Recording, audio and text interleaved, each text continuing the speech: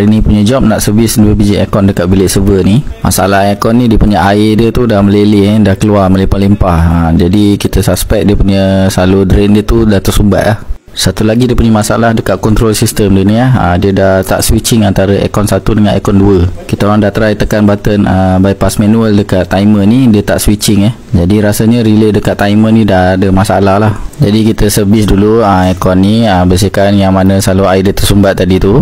Macam biasa kita bersihkan dia punya filter, cover, lepas tu dia punya cooling coil dia semua tu kita cuci lah.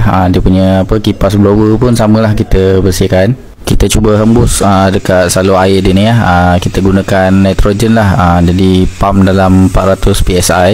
Kita pump nitrogen beberapa kali sampailah salur air ni kira macam clear lah. Kita tembak juga dekat salur drain ni jadi kalau ada jelly-jelly kulat ke apa benda, alga tu kan, jadi dia terkeluar lah. Macam biasa kita orang sembuh foam dekat cooling coil, lepas tu dekat salur drain tu pun sama jugalah. Lepas beberapa minit kita biarkan foam tu bertindak. Lepas tu kita bilas lah. Dekat control board ni kita orang gantikan timer sebab dia punya relay dia dah tak function. Stok yang ada cuma yang analog macam ni dan dia pun kata ok je, jalan, janji function kan. Kalau kita bypass manual macam ni, sepatutnya dia akan switching macam lah, cuma tak adalah laju macam ni. Dia ikut time yang kita set lah.